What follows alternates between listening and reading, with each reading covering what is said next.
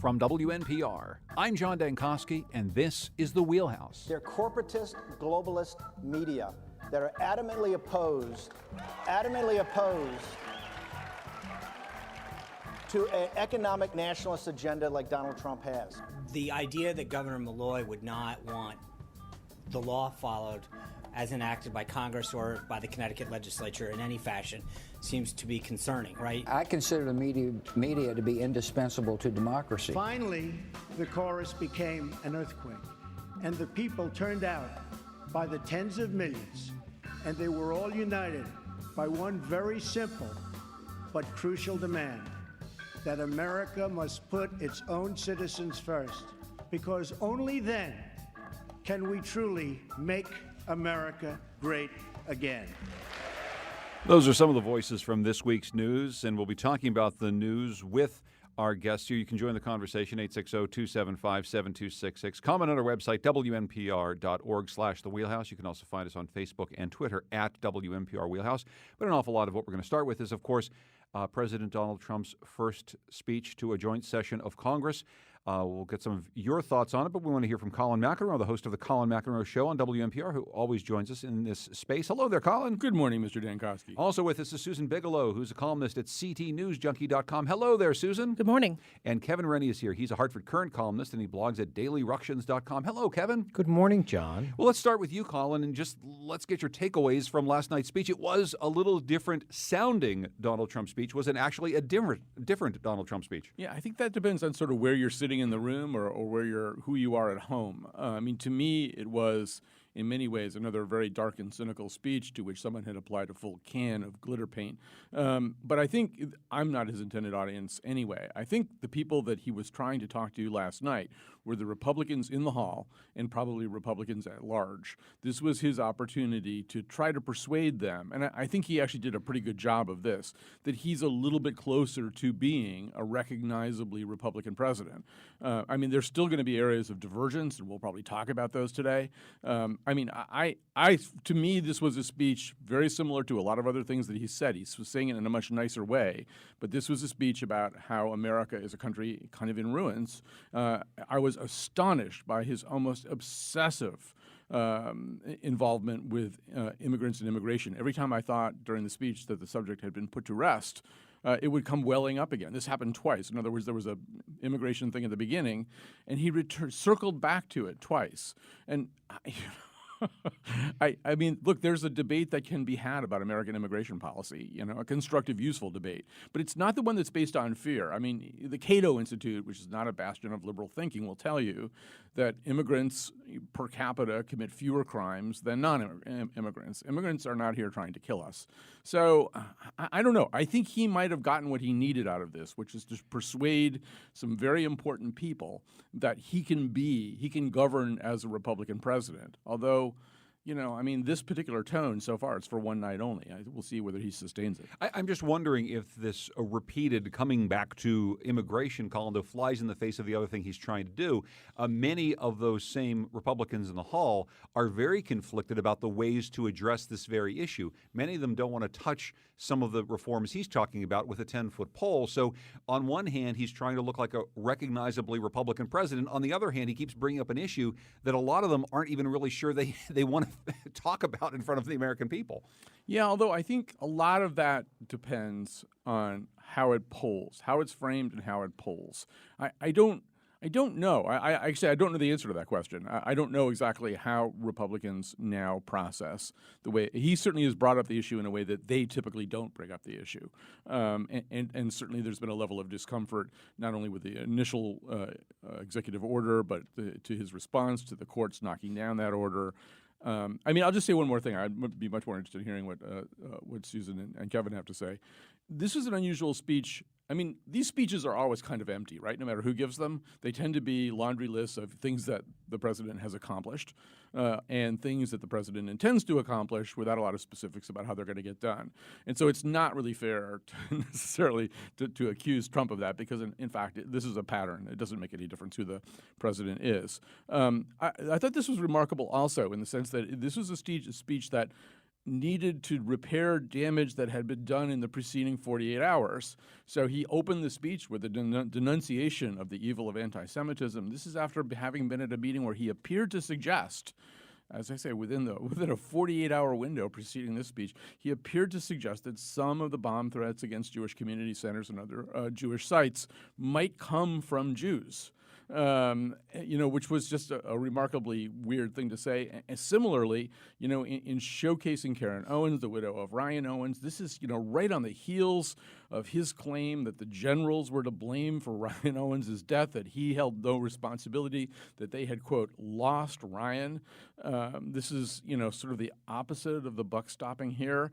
So, this is an unusual speech in that he not only needed to repair some of the damage of the last 40 days, he needed to repair some of the damage of the last 48 hours. And that is one thing, Susan, we often don't see in speeches like this, which is immediate reactions to things that are happening. But, of course, we have to, I think, get used to this with Donald Trump. It is different in Trump world than it has been over the course of most of our lifetimes. That said, there's a lot of conventional big-time speech-making in here, and it really does sound like the sort of thing that Republicans and Democrats have done for quite some time, a laundry list of stuff. Yeah, exactly. And this is sort of the danger of this particular speech. This speech actually bothered me much more than a lot of the other speeches that he's done, because this sort of very extreme nationalism, Trump's way outside the mainstream views, this all kind of normalizes it. This normalizes what has been a very, very unconventional and strange and abnormal presidency, because what this does is it brings the trappings of the presidency and surrounds Trump with all of these things. And, just the fact that, yes, our president can, in fact, read from a teleprompter for 90 minutes without, I don't know, yelling at somebody or going off and saying something completely bonkers, is supposedly like this great strength, and I feel like this is the sort of beginning of Trump trying to normalize everything that he's trying to do, so that we accept it more, so that we internalize it more. The actual content of the speech was as Colin said, was pretty dark, especially his reference to Voice, that Office of Victims of Immigrant Crime. That is such a kind of disturbing office, this office that seems to exist mostly just to point out that there are immigrants committing crimes against people and naming them and showing them. This is almost like a propaganda tool. It's very, very worrisome. So this speech, I think, did a lot of what Trump wanted it to do, in that it really normalized a lot of the extremism and nationalism that he's brought so far. In a moment, I want to get back to this Voice office, but I want to hear Kevin's broader thoughts on the speech. I thought it was the modulated apocalypse. There's our soundbite. So that's one Republican who was not successfully reached by this speech. No. He just said you were the target audience. I'm the target audience, yes. Sorry, Mr. Mark. But there is a pattern here that is not singular to Donald Trump, which is first-term presidents like to emphasize all the terrible things they've inherited. It's what they do. Governors do that too. Yes, governors do that too. And then they will, in the normal course of things, come back and say, well, here's what I've done about it, and everything is so much better. But he just thinks we're living in a wreck of a nation. And I think, does anyone ever point out to him that capitalism across the world has lifted billions of people out of dire poverty, and free trade has lifted all of us? And he just is. And if you look at just look at how lifespan, the average lifespan in the world, particularly in the United States, has expanded. But I want to press you on that, Kevin, because, again, he said last night, and he's been saying this consistently, he's not the president of the world.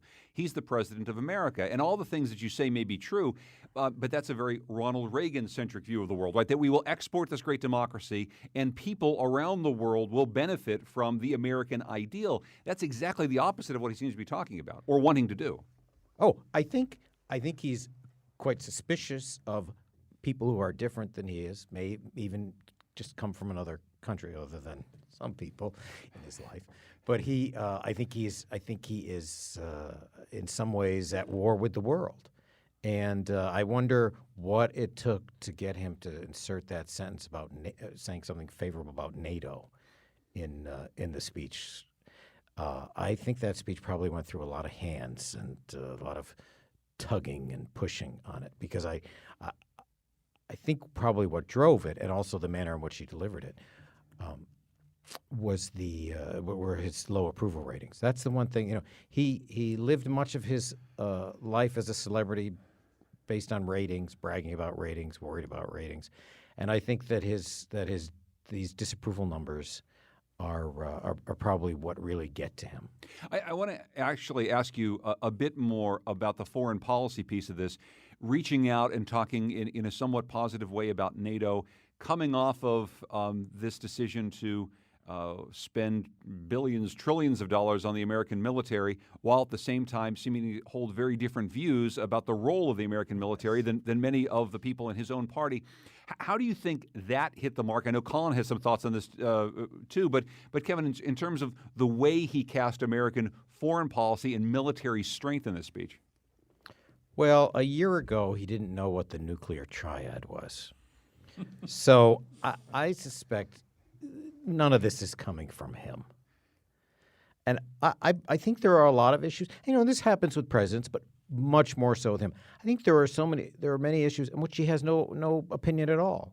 And so he is very susceptible to all these people around him now who make up an administration. And that White House is full of jockeying and asserting points of view. But clearly, Colin, he's not listening to some of the people in his White House about the terms like radical Islamic terrorism. He's at war with some of the people who he's even hired in terms of the way he needs to speak about America's place in the rest of the world. Yeah, that's a strange pattern that I think we need more time to analyze. But very typically, what has happened, particularly vis-a-vis General Mattis, but also other members of his cabinet, is that he'll say something, and then in the same day, they'll say the opposite thing.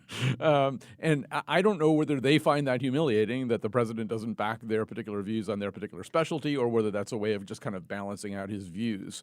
I do want to say, I would love to hear a serious conversation about the American military, which I think we typically don't have. And as we advanced towards the Trump presidency, I thought from time to time that if anything good could maybe come out of this, it might be that, just in the sense that because he doesn't really seem to have a lot of respect for the American military. I mean, this shows up in terms of degrading the accomplishments of John McCain. He said at one point during the campaign he knew more than the generals. About how to degrade the capacity of ISIS. Because he doesn't have this kind of flowery, reverential, kissy-face rhetoric that we typically direct at the military in a not particularly meaningful way. I mean, I'm not suggesting that we shouldn't respect the service of people in the military. I'm not saying that. I'm saying that we substitute these kind of flowery compliments for real conversations. And I thought maybe he could unpack that a little bit. I mean, obviously, when he was talking about the F-35 during the campaign, I mean, I think he's kind of right about that one. The F-35, our sunk costs, I think, are about $500 billion. It will cost $1.5 trillion by the time we're done. That's not a plane, that's a war. That's not a plane, that's the Bernie Sanders free college tuition program for everybody for about 12 years. So, I mean, that's a lot of money. And we tend not to be able to ask good questions about it. Now, last night, because he's slipped back in this mode of just wanting to get credit for things, he was much more interested in saying that he managed to knock down the cost of the F-35. Not really clear whether he deserves that credit or not, but that's not important. What we need is a conversation about military strategy, military policy. Our $600 billion budget, you could put the next 7 countries in terms of 7 biggest military budgets in the world inside our military budget. So, it's probably not that we're not spending enough money. Although there's an argument to be made that in terms of constant dollars, there's a little bit of a decline in military spending. But it's probably not that we're not spending enough money. We're not spending it well. We're not using it well. We're not thinking clearly. I would love to hear that conversation.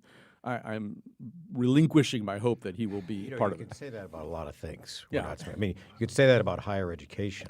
Yeah, I think the difference and- is, though, and that we ask probably more save questions. even more. Yeah, I think we asked more questions about that, though. I think if Trump had gone, or anybody went before Congress or certainly before the haven't done anything American about public and say, I'm going to spend $1.5 trillion on X, there'd be a lot of questions. With the military, I think we ask fewer questions because we don't want to know too much about this. And everyone just gets out of the way about it. Susan? That's true, and I think this is a post 9/11 thing, especially that yes, we do have this reverence for the military, and I'm thinking of that moment last night when the widow of the Navy SEAL who had been killed in the Yemen raid was singled out, and the camera just lingered on her and her grief, and everyone was applauding, and that moment made me so uncomfortable. Just watching that moment. And I saw commentators later saying, well, that was such a powerful moment. But what did it mean? What was it actually all about? What were they applauding? So, yeah, we don't really ask these questions about the military. And to build up the military to first off, for Trump to say that, yes, our military is badly out of date, it needs a lot more money. How true is that? We spend more money than anybody else by far, than anybody else in the entire world. Our military is the best in the world by a factor of 10, 20, Well, 30. although both things might be true. In terms of readiness, I mean, in other words, once again, it's how we spend the money. We need to ask more questions about that. So in terms of equipment that's not being maintained properly, in terms of actual readiness, we could be spending $600 billion a year and still not be in very good shape militarily. But readiness for what, though? What is he going to do with this enormous military that he wants to get? What's the point of it? I just want to say quickly, if you found something redeeming in the speech, we really want to hear from you. If you hear something Since last Kevin has night let us down so that- badly. that you really liked, 860-275-7266. Quickly, Kevin. Yeah. I don't want this moment to pass without saying I know what they were applauding, which was the sacrifice of a young man and the sorrows that will bring on his family for the rest of their lives on our behalf. And we need to see that. We need to be reminded of what these young men and women do for us. And also remember that that this young man's father didn't have exactly the same feeling about the raid or the way it was handled or the way the president handled it afterward. So many, Yeah. I mean, these raids are conducted in secrecy. It's not like an invasion, and so we do have questions. I want to get back to something that we mentioned earlier in the repeated calls for immigration reform or the various conversations that Donald Trump has started over the course of the last several years around immigration. Many of them came up again last night. But the one that felt a little new was this office, the Victims of Immigration Crime Engagement. Here's Trump last night. I have ordered the Department of Homeland Security to create an office to serve American victims. The office is called VOICE, Victims of Immigration Crime Engagement. We are providing a voice to those who have been ignored by our media and silenced by special interests. So you heard some groaning in the hall there from Democrats. This morning, Representative Elizabeth Esty responded to Trump inviting victims of illegal immigrant crime and the announcement of this voice agency. Here's Esty. Suggest an ongoing animosity towards and fear of people not originally from this country. I don't think that's helpful, and I don't think it stands in line with our country as a nation of immigrants who have welcomed refugees and been a beacon of hope around the world. Kevin, this office and the name of it suggests a step even further than what I've heard Donald Trump say so far. Am I right about that? Geez, I don't know that it's much different than the hostility that he's expressed for quite a long time. I mean, he's putting some policy into, or trying to put it into effect. But he obviously doesn't spend much time in the Boston media market if he thinks that crimes that involve immigrants don't get much publicity, because Boston is unbelievable in the attention that it pays to those crimes. And look, we had these things do exist. We had, it appears on Friday, someone who had been deported in 2013, back in the United States, and is accused of stabbing to death the mother of his child in Bridgeport. I mean, it does happen, and so we do want to say, as we do in most crimes, but in this case, quite specifically, how did someone get back into the United States from Central America and and go undetected. What happened here? I mean, these things do happen. I think that in our reaction to Donald Trump's ugliness, we can't pretend that these crimes don't occur. But these crimes occur at a much lower rate than they do in the general populace. So, and they do compared to crimes committed by American citizens. Crimes committed by immigrants are much, much, much lower, and there's data to back that up. So, what are we so afraid of here? Are we afraid of the crimes, or are we afraid of the people? Well, I think we're afraid of, in the case in Bridgeport, someone who was deported for violent crime coming back to the United States and getting here and living here. I don't think it's unreasonable to say, how did this happen? Colin?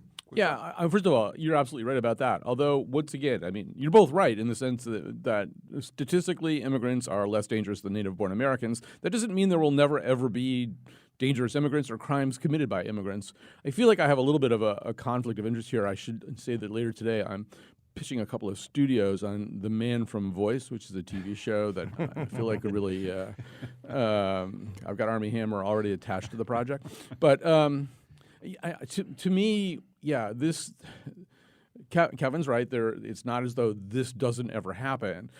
And one of the things that I run into just discussing this on the vaunted halls of social media with people about this, if people say, well, if it happens even once, that's too many times.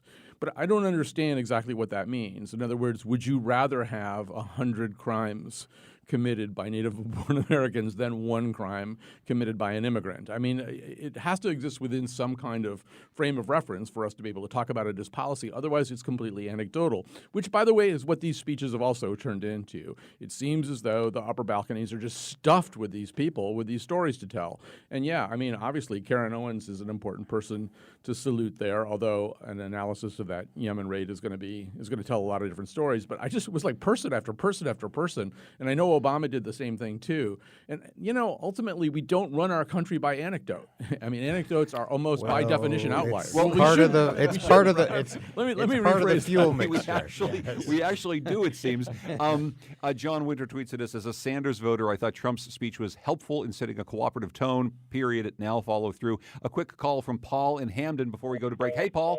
Oh, Paul's not there. Hopefully we'll hear back from Paul in just a second. Tell you what, we're going to take a break. When we come back, we're going to talk a little bit about the Democratic response, get us into some conversation about the economy and the Affordable Care Act, and also talk about some special elections that happened yesterday in Connecticut.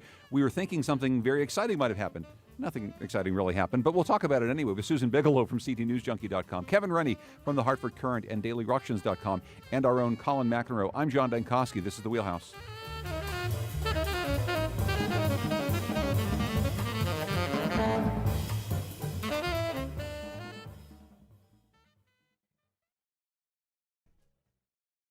This is The Wheelhouse. I'm John Dankosky. We're talking about the week's news with Susan Bigelow from CTNewsJunkie.com, Kevin Rennie from the Hartford Courant, and our own Colin McEnroe. Hey, Colin, what is on your show this afternoon? We're going to do a show about the concept of treason. I think it'll be a different show than you might imagine. Joe Walsh, not the guy from the Eagles, but the former congressman and conservative radio talk show host, actually believes that treason is already in the air.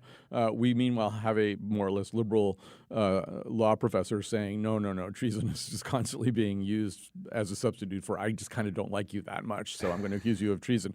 I just want to quickly also just say, I want to endorse or promote two shows, just because tomorrow's show is going to be a very unusual show. I'm going to be a guest on the Colin McEnroe show tomorrow. Oh, nice. Mark Oppenheimer will be hosting. It's a show about the story of Dr. Faustus, or of Faust. I've been working on a big project with the symphony about this, so I'm going to be a guest on my own show, which I'm very excited about. That's very exciting. I don't mind being a boring host, but I do not want to be a boring guest. So. Very good. Lots coming up on the Colin McEnroe show. Right after Donald Trump's speech last night, we got the Democratic response. It was something a little unusual. It was former Kentucky Governor Steve Beshear in a diner in Kentucky giving his response. The president can and should enforce our immigration laws, but we can protect America without abandoning our principles and our moral obligation to help those fleeing war and terror, without tearing families apart, and without needlessly jeopardizing our military men and women fighting overseas. You know, another Republican president, Ronald Reagan, once said, In America, our origins matter less than our destination. And that is what democracy is all about. So there's former Kentucky Governor Steve Beshear giving a bit of the response. Most of it was really about the economy, Colin, and about the reason why Steve Beshear was chosen in the first place. He was a Republican where the ACA took hold and it worked, and he got a lot of people onto health care. It's a red state. He's a white guy in a diner surrounded by seemingly a bunch of other white people in a diner. It was an odd choice for Democrats. Was it effective in your mind? I didn't think it was, no. Although some of the points that he made were effective. Although I do feel as though, even on the subject of the ACA, both sides are kind of guilty of oversimplifying things. I mean, Trump famously said it during the past week. Who knew it was so complicated? Who knew healthcare was going to be so complicated? Well, everybody except you. But he clearly has not tried to get his health insurance on the exchange. Right. Yeah, it's really complicated. And, people who say the premiums are too high and the deductibles are too high, they are not wrong about that. So, we made a lot of fun last night of the optics of all this. He's sitting in this kind of semi-darkened diner that looked like an Edward Hopper painting, and and I think to me, the biggest question about all this is in some ways not a question of substance, although I'm happy to talk substance. But, it is symbolic of how deep the Democratic bench isn't, right? That this kind of oldish white guy, is sitting in this diner, and as you can hear, he's not a particularly spellbinding orator, has this kind of jacklighted stare into the camera, and I'm thinking, this is your chance. They call it a response. This is your chance to say, okay, that's who he was, that's who he is, this is who we are. And I do think that the message that the Democrats need to send is we are the people who really can go out there and help you. We have lots of smart people. We want to help you. We want to find out how things aren't working and get it fixed right away. And I don't know. I mean, I just sort of looked at this and I thought, if this is the symbol you chose for your party on a fairly important night, you really kind of have to rethink almost everything about your message. Well, and a lot of commentators watching this last night, Susan, were talking about a kind of a pandering tone to the whole thing, right? We lost white middle America. We lost the red states. Kentucky's the sort of place where Donald Trump was very popular, and we need to show that Democrats have some sort of a solution for Kentuckians, too. I don't know that is necessarily the message that's going to win anything for the Democratic Party in a couple of years. It is certainly not the message that the Democratic base wants to hear right now. They don't want to hear about outreach to white men in Kentucky. They want to hear about the things that are concerning them right now. They want to hear about the things they're actually afraid of. They want to hear about the fear of deportation of their families and friends, the rollback of rights for LGBT people. They want to hear about these things. Instead, they want to hear about their values. And this just seemed like it was so tone deaf. Again, though, these things, they never really matter. These responses, people don't watch them. They're always these odd little staged things where no one's applauding, no one's in the background. They always seem very small in comparison to the actual speech delivered by the president. And I don't think that they last more than a millisecond in people's memories unless something weird happens. Susan, I think a lot of people watching that speech said, do I have ketchup in the house? Do I need to get more ketchup? Honey, are we out of ketchup? If they are usually small, this was indeed one of the smallest, Kevin. Yeah. They always disappoint. They never magnify in a good way the person who delivers it. There was on All in the Family many years ago. There was an episode in which Archie Bunker was somehow chosen to give the response to a local television editorial, and he looked a little bit like that last night, a little slumped over. He apparently did not have an iron in his house before he left to go to the diner, and it just had that kind of look. It's small. I know that Archie Bunker responds very well, and I will go find it on YouTube now because it's very worth talking about. Let's quickly go to Jim and Shelton. Hey, Jim. Yeah. Hey, Jim. Go ahead. How you doing? What's up? Am I on? You sure are. You're on the radio. What's going on, Jim? Yeah, I just have an issue with the terminology used with when you're saying immigrants cause less crime than natural-born citizens. There's a difference between illegal immigrants and immigrants. And I think it's a terminology that the media does all the time. One of the reasons and I appreciate your call, Jim. You know what Donald Trump did last night, though, is he talked about victims of immigration crime engagement, and so he's not actually talking about people who are here without documentation or people who are here in the country illegally. He's talking about immigrants. He's saying crime committed by immigrants. That's out of the president's mouth, not ours, really. Yeah, I didn't hear that, but and then to say it's like when someone says like well, naturally born citizens cause more crime than immigrants.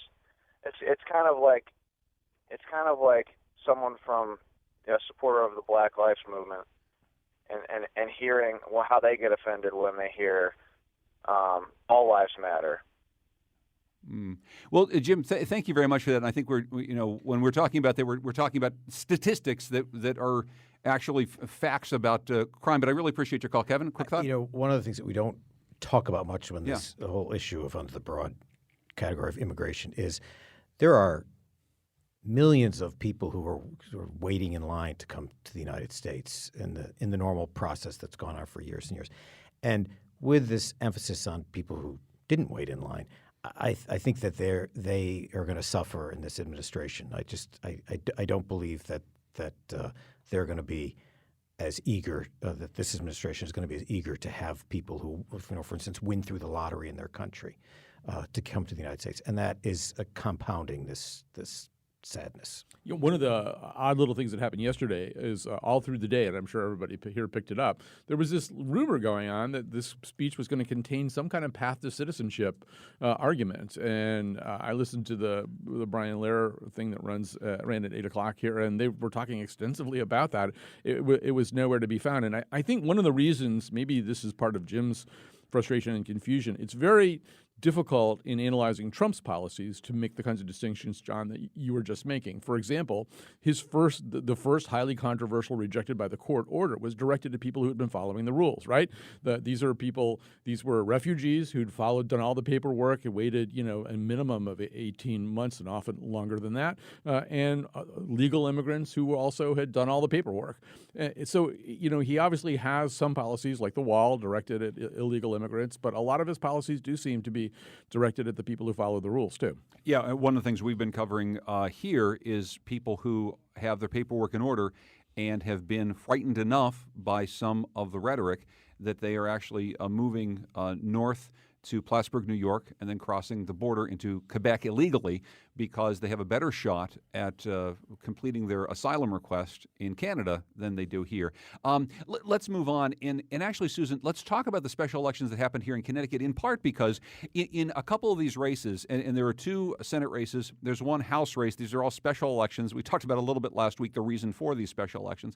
But they did actually contain some really interesting messaging coming from the outside. In one case, trying to flip a seat by talking an awful lot about the evils of Governor Malloy, and on the other hand, talking a lot about the evils of Donald Trump and the Republican Party. As it turned out, nothing really happened.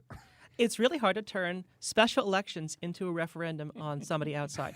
Special elections are special. And, the turnout is so low. It's motivated by regional and local factors.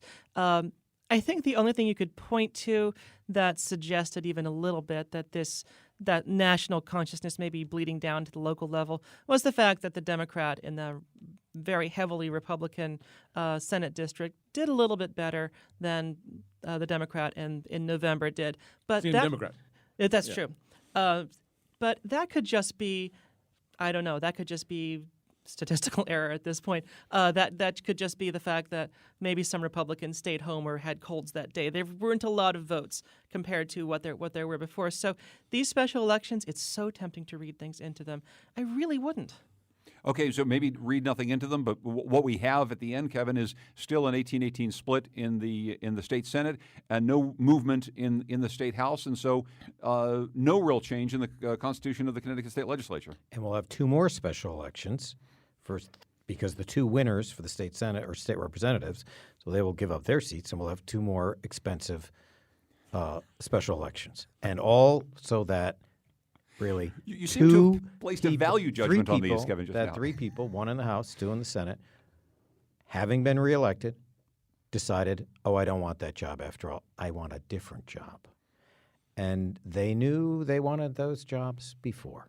Yeah, So they need not have run for re-election and collected lots of money from the people of Connecticut. And not necessarily, as we talked about last week, Colin, just another job, but jobs that are going to be good for them. Pension booster. Pension boosting jobs. I did talk about this last week. I mean, the current has this notion that Kevin and I are going to have all kinds of really interesting fights about things, and I think we tend to be more united, particularly by bipartisan cynicism. I've worked very hard on Colin quietly over these last 15 years. It's But not easy. It's like we deplore partisanship, but when they get together, some of the stuff that they do is really incredibly disgusting and corrupt. So basically what they did with Rob Kane and Eric Coleman is to say, all right, you guys can have these fancy jobs because your seats are presumably safe, and so they'll cancel each other out. It's not going to change the numbers at all.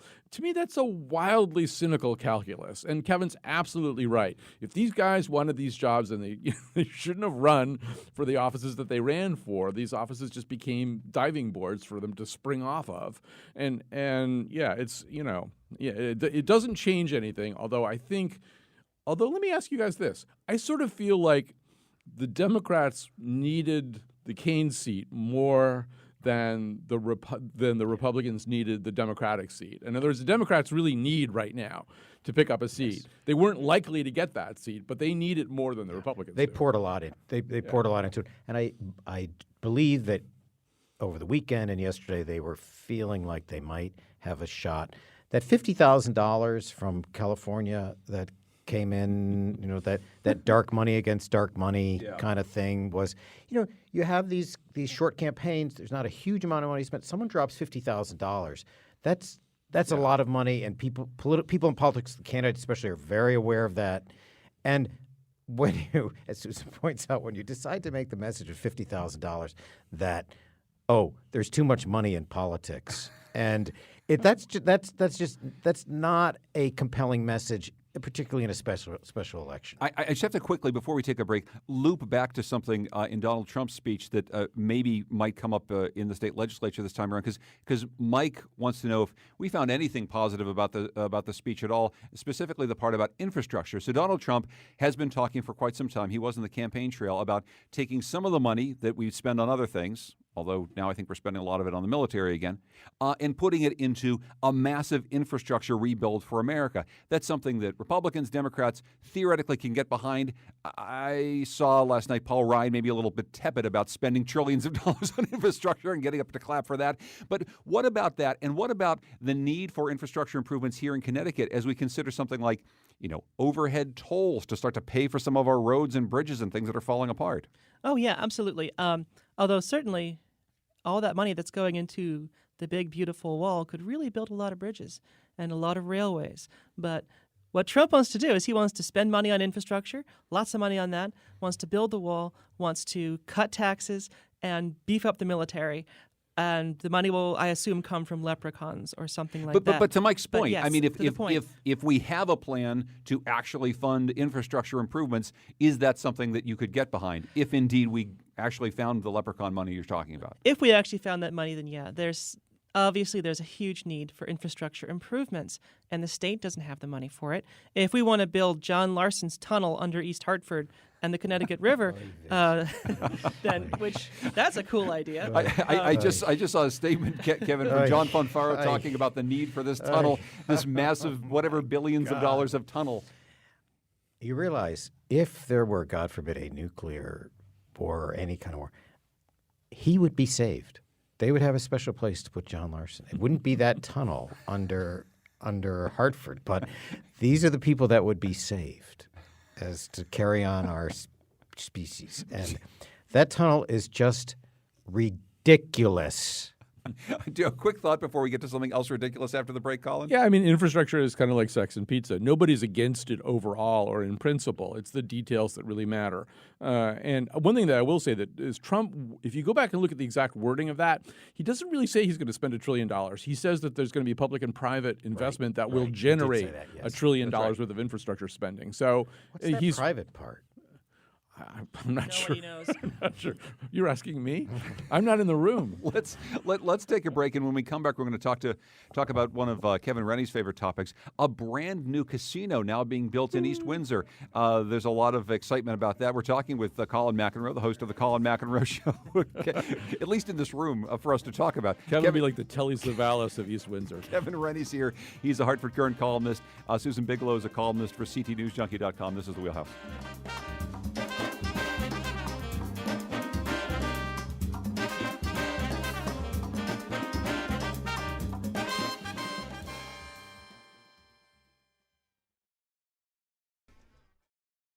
This is The Wheelhouse. I'm John Dankosky. We're talking about the week's news with Colin McEnroe, the host of The Colin McEnroe Show, Kevin Rennie, who blogs at dailyructions.com and writes for the Hartford Courant, and Susan Bigelow, who writes for CTNewsJunkie.com. The partnership of two federally recognized Indian tribes, which is behind the plan for a commercial casino in Connecticut, announced on Monday that it's chosen East Windsor to host this facility. The plan calls for redeveloping a former movie theater site off of I-91. East Windsor beat out the other remaining competitor, which is Windsor Locks. Here's Bob Maynard. He's the first selectman of East Windsor.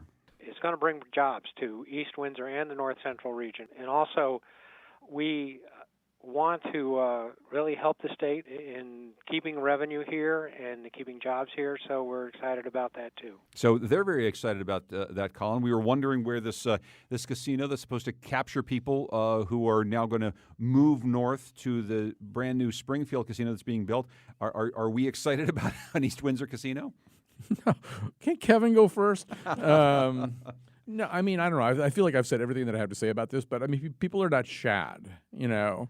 You can't capture them as they're going up the river, you know, and I don't know. I really have said everything that I have to say about this. I think the other panelists should talk about it. I think that, well, Kevin? I'm not going to stop talking about this. Okay, so Kevin wants to talk about this. I do, because I think that a couple of things are being overshadowed in this announcement. One is there is no reservation land on that movie theater site. That's right. The Mashantucket Pequots and the Mohegans each have a casino based on the Indian Gaming Act of 1988. Yes. That allows them to build casinos, have gaming on their reservation. There's no reservation land here. We are ignoring the reason that they have their casinos, and the state closed essentially the bidding to any outsider. That is not right. And the other part of this that is wrong is that we don't really want we have benefited from not having state licensed casinos. That is a prescription for corruption. The federal government has under the Indian Gaming Act has allowed us to accommodate the casinos, benefit from them, but not really regulate them. And this is a terrible, terrible mistake. And I think in the end, through the Bureau of Indian Affairs, it's going to be a catastrophe for Connecticut. Mega dittos. Susan? No, East Windsor, what is wrong with you? Why did you do this? No other town wants this thing. Enfield did not want it. Plenty of other towns were not interested at all. Windsor Locks kind of wanted it, but really there's this idea that this is going to be some sort of magic thing that's going to bring lots and lots of jobs and entertainment. Oh, okay, yeah, I hear you, but again, if you're in East Windsor and I'm not, I can imagine the notion of two big tribal casinos that know a little something about running casinos, and the state deciding that they're going to build property here that might create some jobs and might create some local tax. It might be something that you'd consider. I mean, well, I can imagine a first selectman saying, all right, maybe I'll throw my hat in the ring. And it's 13 miles down the road from a much bigger and nicer casino in Springfield. Doesn't seem like it's very smart. If we take the border out of the equation, this would be like saying, oh, we're going to build a casino in Hartford, and then I guess we'll build one in Rocky Hill. It's not smart because that's a prescription for both of them to fail. So what East Windsor is going to end up with is perhaps another ruin by the side of the highway. And I will say, when I've talked to the heads of the two tribal casinos and they talk about maintaining jobs in Connecticut, Kevin, I mean, some of those jobs clearly are going to be moving from the casinos they already have. There's already a lot of people who go from the Hartford area down to the tribal casinos. That's business they're going to lose in the Southeast. Maybe they'll get some up here. I don't know. There's possibly a net gain of jobs for the state. No, they're just going to try to have not a big loss of jobs. But they weren't interested in saving Connecticut jobs when each tribe was deeply involved in the competition to build a casino in Massachusetts, to take business away from Connecticut. They were not at all interested in saving Connecticut jobs. In fact, they were on the other side of trying to take away Connecticut jobs. The Mohegans were stunned when they lost a referendum in Palmer where they wanted to build a casino. And the Pequots were involved in a casino proposal in eastern Massachusetts. Yes. But no one, in their proposals to their communities, in those communities in Massachusetts, no one said, and we really want to help Connecticut with these proposals. Yeah, it's never been about jobs. It's about money. And these geese have stopped laying golden eggs a long time ago. Their handle is down in both locations they already have. So this is about trying to keep more money from trickling through their fingers. And the jobs that are going to be created either in East Windsor or Springfield, there's going to be residents of Connecticut that have jobs at the Springfield Casino, residents of Massachusetts that have jobs at the East Windsor Casino, if the East Windsor Casino actually ever does get built. So really, is this really about helping Connecticut residents out, or is it just about a money grab? Now, I will say that the folks in Springfield have already started working on this casino. It's going to be, by all accounts, bigger and grander, a little bit more of a resort casino than the type that they're envisioning for East Windsor.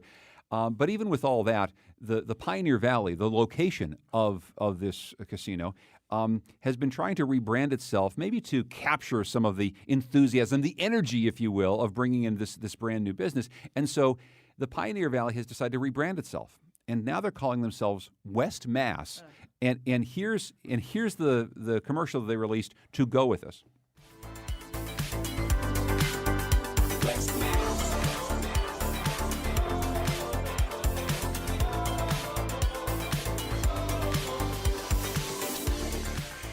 So, Colin, I actually, on Next this week, I have in Walt Woodward, who is the Connecticut State historian and used to write jingles like this, not like this, but write jingles for states for a living. And we talk at quite some length about this. There's seemingly so much wrong about the decision to rebrand the Pioneer Valley as West Mass, and certainly with this little techno video, which includes the wonderful lyrics, what you're going to see in the 413. I don't know. I don't know that I'll ever think of the Pioneer Valley as West Mass. Yeah, I mean, I regard rebranding as the last refuge of scoundrels and intellectually bankrupt enterprises.